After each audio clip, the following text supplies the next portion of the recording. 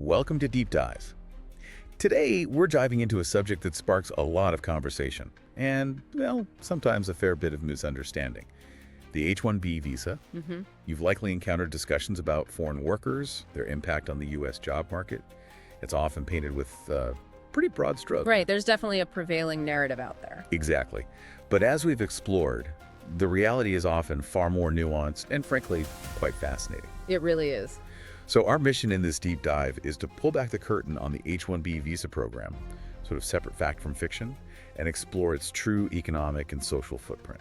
And what's truly fascinating here is how often, a single catchy headline can overshadow a really complex truth. Yeah. We'll be looking at how H-1B visa holders aren't just participants in the economy, but actually significant drivers of innovation, growth, and how their contributions, which are substantial, often go unrecognized. It raises a big question, doesn't it? Are we truly understanding the full picture here? That's the key. So let's start by confronting, maybe head on, this common idea that H-1B workers are simply foreigners taking jobs from American citizens. Right, the classic argument. Our information, including hearing from people directly involved, it paints a starkly different picture. It does. We've seen some really compelling commentary, like there was that viral discussion from an Indian H-1B professional. I think I saw that one. Yeah, directly challenging this job-stealing narrative. This individual highlighted that many H-1B workers are actually among the highest taxpayers in the U.S. Really? Highest? Yeah, contributing millions back into the system every single year. Think about income taxes, property taxes, sales tax. It all adds up. Millions. And it goes far beyond just taxes, doesn't it? Their economic impact, it kind of ripple through communities in other ways, too. Absolutely. We're talking about direct participation in the economy.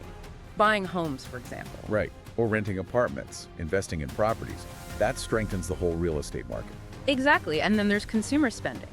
Things like travel, cars, even private schooling for their kids, furniture. So everyday stuff that generates local business. Precisely. It creates jobs for domestic workers, energizes local economies. It's not just abstract economics, it's real, tangible activity. But here's something critical, right? Yeah. Despite all these contributions. Yes, this is crucial. Despite these profound economic inputs, these individuals typically don't receive the same social safety net benefits. Meaning what exactly? Well, they generally don't qualify for unemployment benefits if they lose their job. They usually don't receive Social Security or federal assistance, even though they're paying significantly into the system. Okay, that's a major point, often missed. And there's more. Statistical analyses consistently show a remarkably low crime rate among this community. They tend to be very community focused. Actively contributing, you mean? Yeah, to neighborhoods, schools, local businesses, volunteering time, resources. They're deeply integrated, deeply invested,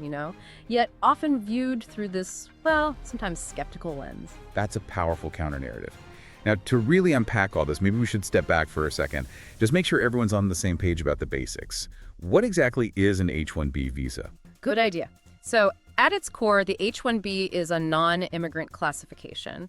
It lets U.S. employers temporarily hire foreign nationals, but specifically in specialized fields. Specialized fields. Like what? Think roles needing a bachelor's degree or higher in a specific area, technology, engineering, math, science, certain business roles too, fields needing advanced expertise, maybe where domestic supply doesn't quite meet the demand. And the employer has to sponsor them. Yes, that's key. A U.S. company has to petition for the worker. The visa is initially valid for 3 years, and you can renew it potentially up to 6 years. Okay. And you mentioned something earlier, that dual intent clause. Why is that so important? Ah, yes. Dual intent. It's a really significant differentiator. Unlike many other temporary visas, it recognizes that someone coming to work temporarily might also genuinely intend to seek permanent residency later on. So they can plan longer term. Exactly. It's not just bureaucratic language. It means visa holders can more confidently say, invest in their careers here, buy homes, start families, really put down roots. Knowing there's a potential path to staying permanently. Right. Which fosters long-term commitment, stability. That benefits the individual, sure, but also the U.S. economy. You keep highly skilled people contributing for longer. Makes sense. So given all this, how many people are we actually talking about? What's the scale of this program?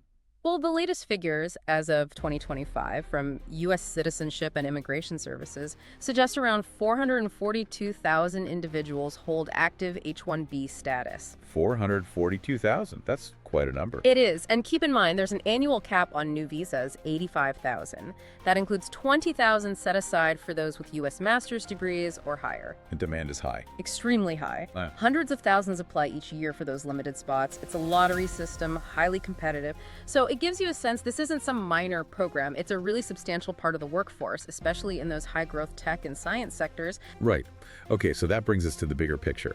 Beyond individual contributions, the sheer numbers, how do H-1B professionals impact the broader U.S. economy? That's the crucial question, isn't it? And multiple studies, they really reinforce this idea. These professionals complement, they don't just compete with the American workforce. Supplement how? They're vital for filling critical, often persistent gaps, especially in STEM fields, science, technology, engineering, math. Think cutting-edge areas. AI, biotech, advanced manufacturing, cybersecurity. Or maybe there just aren't enough U.S. workers with those super specific skills. Precisely. By bringing in these skills, H-1B holders directly fuel innovation and business growth. It helps keep U.S. companies competitive globally. It means companies don't have to move operations or R&D overseas just to find that talent. Okay, so they're filling gaps. Yeah. But you also mentioned earlier, they might actually create new opportunities. Yeah. That seems counterintuitive to the job-stealing idea. Yes, and this is a really vital point. Far from displacing domestic workers overall, having these skilled individuals often leads to net job creation. How does that work? Can you give an example? Sure. Imagine a U.S. tech startup. Brilliant idea, maybe for a new AI product. But they desperately need one specific type of machine learning engineer, someone with a really rare skill set. Okay. Without that key H-1B talent, maybe that product never gets developed. The startup stalls. But with that engineer, they build the product, they grow, and suddenly they need a whole team. So they hire domestic workers then. Exactly. Sales teams, marketing people, customer support, admin staff, all likely U.S. workers. Plus, the H-1B workers' earnings, they're reinvested right back here. Housing, spending, some even start their own businesses later. It's a multiplier effect. I see. Their specialized skill unlocks broader growth. That's the idea. It allows for expansion and innovation that might not happen otherwise, creating more jobs and opportunities across the board. Of course, look, no program this big is without its complexities, its challenges. There are always different sides to the story. What are some common critiques or concerns about the H-1B program? That's fair. It's important to look at the whole picture. Critics often argue it might suppress wages, particularly in tech, by, increasing the labor supply. Is there evidence for that? Some research does show maybe modest wage declines for certain U.S. workers in specific situations, but those studies often also find gains elsewhere in productivity, innovation, lower consumer prices. It's a trade-off. Okay. What other concerns are there? A more significant one, I think, is the potential for exploitation. Things like wage slipping, paying foreign workers less than the going rate. And then there's the issue of job mobility, or lack thereof. The fact that the visa is tied to the specific employer that can make workers vulnerable. Right, that employer dependency. How does that vulnerability play out for the worker? Well, think about it. If an H-1B worker wants to switch jobs, the new employer has to go through the whole visa sponsorship process again.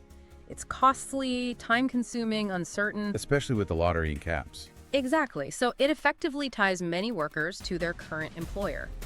This limits their power to negotiate for better pay or conditions. If they push back too hard, they risk losing their job and then their visa status, possibly having to leave the country very quickly. That sounds precarious. It can be. It can make people susceptible to accepting less than ideal terms. And that's why reforms are constantly being discussed, to try and empower workers and prevent misuse of the system. So what kind of reforms are being discussed? What's on the table to address these challenges? Well, calls for reform are pretty central to the H-1B debate right now. Many proposals focus on moving towards a more merit-based system. Instead of just the lottery. Right. Prioritizing applicants based on things like higher offered salaries, having advanced U.S. degrees, or possessing skills in really critical shortage areas. The goal is to ensure the program truly targets the best and brightest for the most needed roles. Making it more strategic, less random. Essentially, yes. There's talk of revamping the selection process to weigh skill and wage criteria much more heavily. The idea is to make sure the program genuinely fills high-skill gaps, boosts the economy, and minimizes concerns about things like wage depression or worker vulnerability. Okay, that makes sense.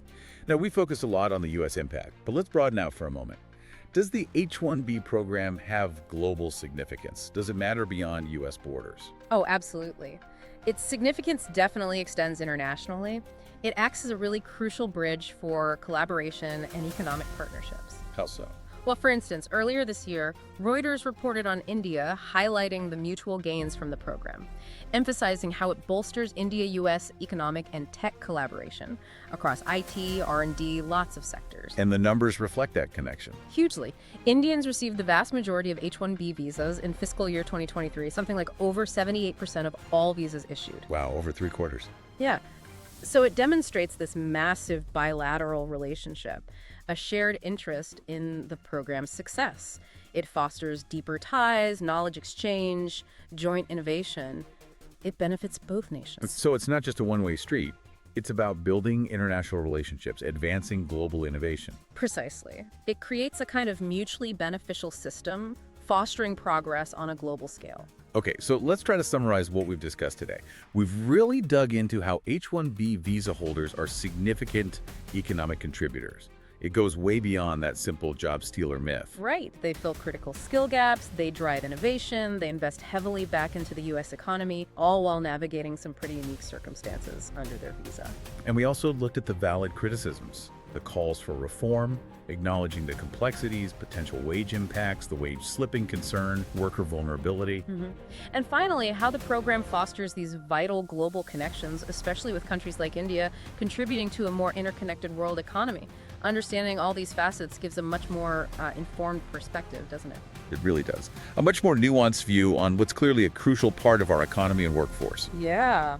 And that brings us towards the close of this deep dive into the H-1B visa. What starts as complex policy really reveals itself as this vital channel for global talent and innovation. We hope we've offered you a richer, maybe more informed perspective today. Something to think about regarding the deeper economic and social ripples of this program. Definitely food for thought. All the best, and we will meet again with another important matter again.